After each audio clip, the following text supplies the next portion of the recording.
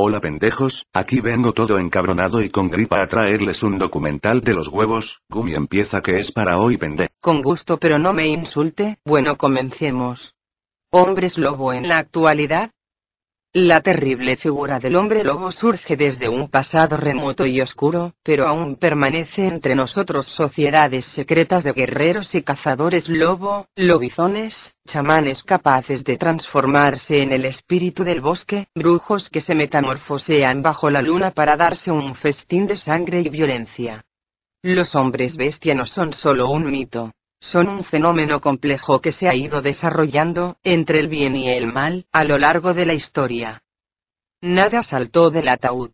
Y aunque el hombre que yacía allí dentro hubiera querido saltar, no habría podido. Tenía manos y pies sujetos con clavos al fondo del féretro. Tendría unos 50 años y llevaba una camisa y unos pantalones de pijama, las dos piezas cubiertas de sangre. Además de los pies y manos atravesados por gruesos clavos, tenía un crucifijo clavado en el corazón y otro en la frente. ¿Quién es este tipo? Pregunté. El hombre lobo, respondieron al unísono.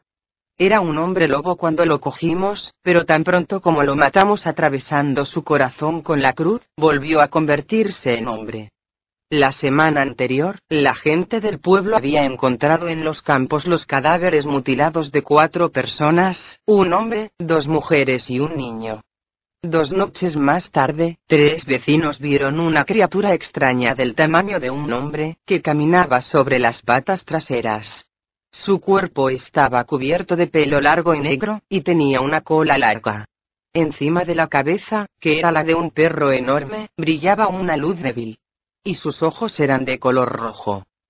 Estas espeluznantes declaraciones pertenecen a Doucha Jersey, investigador, escritor y productor de series documentales quien, en sus viajes a través de Haití, descubrió sorprendido que la creencia en el hombre lobo no solo seguía viva, sino que hasta los periódicos se hacían eco de los testimonios de gentes que afirmaban haber visto a la mítica bestia poseída por una entidad vudú conocida como Loa Petro.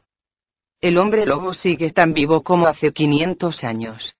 Hasta no hace mucho, como en un caso registrado en 1946, los indios navajos perseguían a miembros de su tribu a los que consideraban hombres lobo dedicados a la magia negra y, en 1957, la policía de Singapur investigó el caso de un hombre lobo que aterrorizó a las enfermeras de una residencia.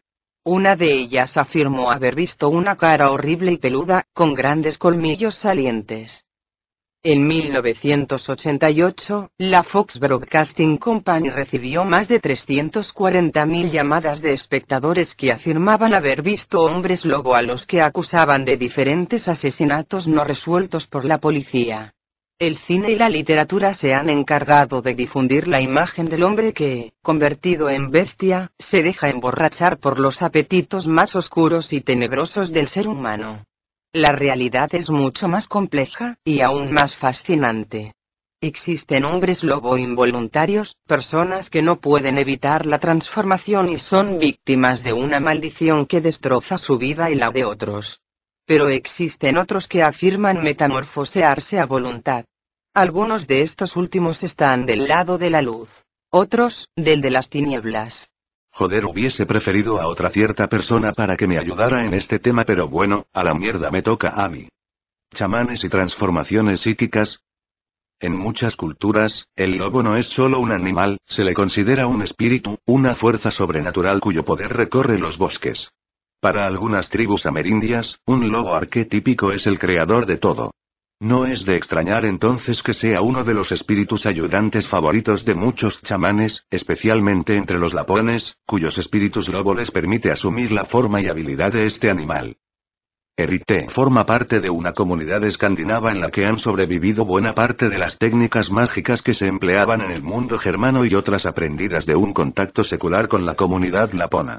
Muchas de esas prácticas, habituales hasta hace menos de un siglo entre los lapones y fineses, poseen rasgos chamánicos muy fuertes.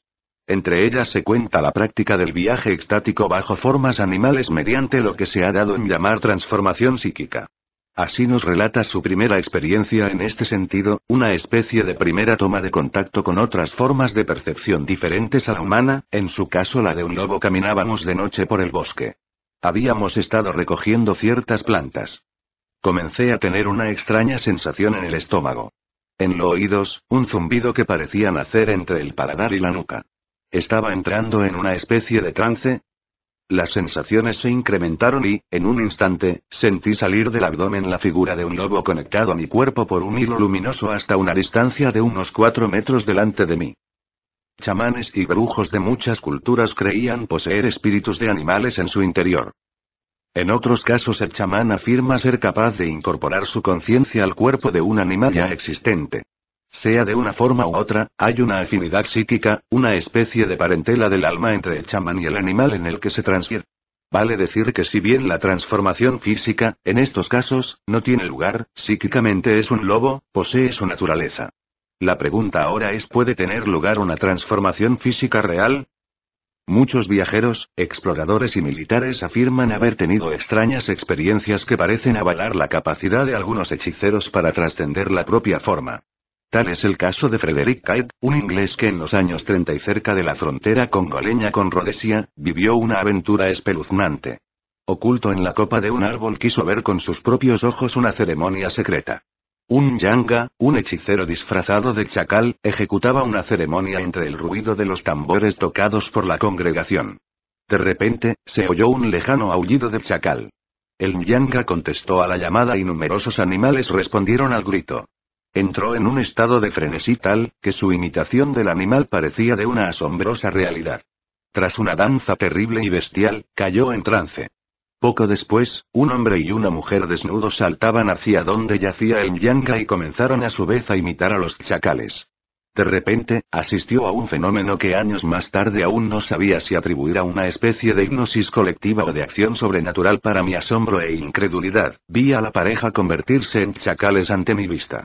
Y ahora los demás temas sobre los lobos de mierda, hijos de puta.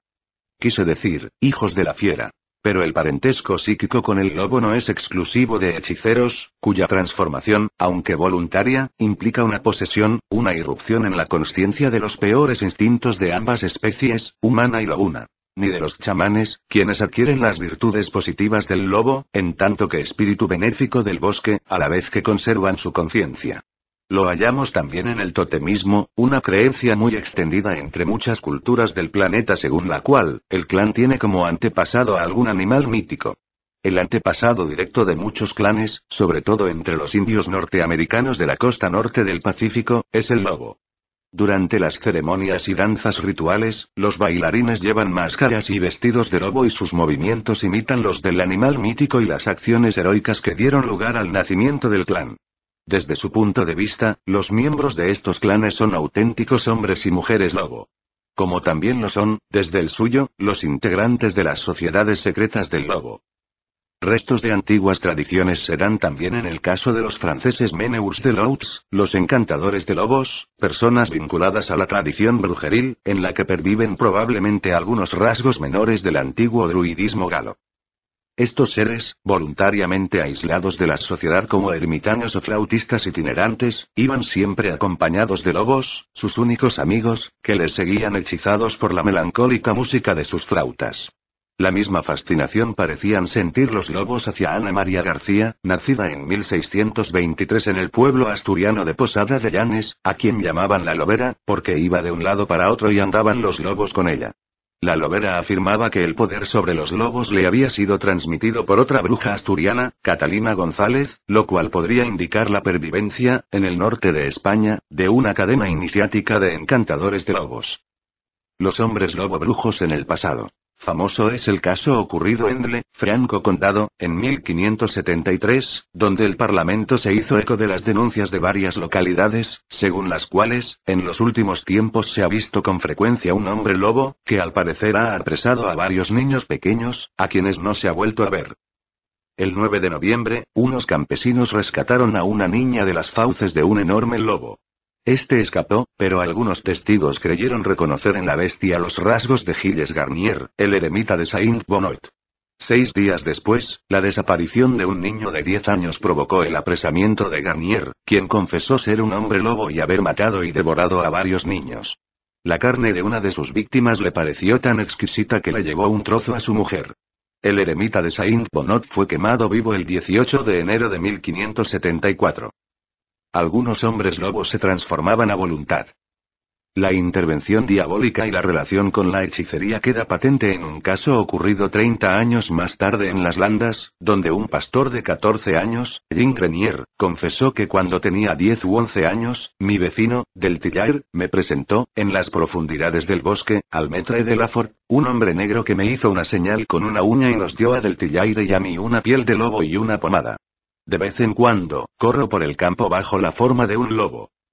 Según su declaración, tras ponerse la piel de lobo y untarse con el ungüento, se transformaba en lobo, aspecto bajo el cual había devorado a más de 50 niños de la comarca. El tema del cinturón de piel de lobo reaparece en otro proceso famoso, esta vez alemán. El acusado, Peter Stube, afirmaba estar en posesión de un cinturón mágico de piel de lobo, proporcionado por el diablo, que le daba la capacidad de transformarse en lobo. De esta forma, atacó, violó y devoró a muchas víctimas, entre las cuales se hallaban 2 mujeres embarazadas, de las que extrajo el feto para comerse el corazón caliente del mismo. Desde los 12 años, Stube había practicado la magia negra. Finalmente, fue encontrado culpable de cometer incesto habitualmente con su hija y su hermana y de algo mucho más terrible, haber derramado toda su maldad sobre quien él llamaba el alivio de su corazón, su propio hijo, a quien condujo a un bosque donde lo asesinó con la mayor crueldad, hecho lo cual, le sacó realmente los sesos fuera de la cabeza y se los comió. Tras sus espantosas declaraciones, Stube fue torturado en la rueda, lo desollaron mediante tenazas al rojo vivo, le rompieron brazos y piernas, fue decapitado y, por último, se quemó su cuerpo junto al de su amante y su hija, condenadas ambas a arder vivas como cómplices de sus fechorías. ¿La bestia aflora del interior pero de la mente o es físicamente? Transformaciones en animales. Las tradiciones de diferentes culturas afirman que el hombre posee varias almas, una de las cuales es la de un animal o un vegetal y que a veces reside realmente en uno de estos seres.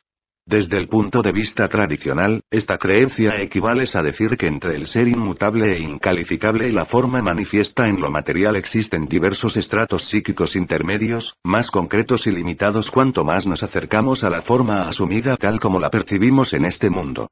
Cuando esta forma muere, el ser adopta otra.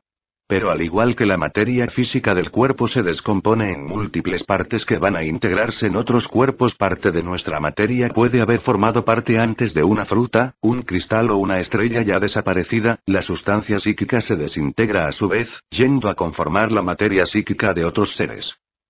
Pero los rasgos psíquicos asimilados dentro del edificio mental no tienen por qué ser los heredados de otros seres humanos, sino que abarcarían los de otros muchos seres, incluidos los lobos. Si esos rasgos son lo suficiente intensos, podrían, en algún caso, apoderarse de la conciencia del individuo. Y ahí comenzaría la maldición del hombre lobo. Todo ello nos lleva a la gran pregunta. ¿Puede tener lugar la transformación real? La respuesta quizá la tenga de nuevo el chamán.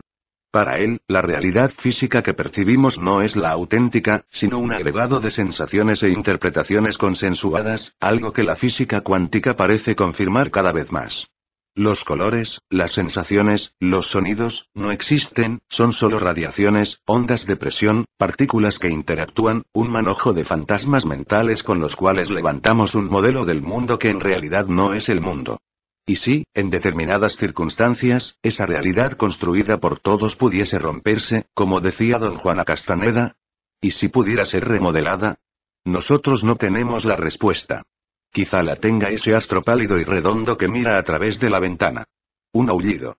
En el crepúsculo se abre la grieta entre los mundos. Es la hora del lobo. Bueno, eso fue todo, espero que les haya gustado, comenten, puntúen y suscríbanse, que no hago estos vídeos por gusto, bueno, en parte sí, pero también por venganza. Pero al carajo, ya vendré luego con más vídeos. Chao amigos. Guara nunca deja que me despida.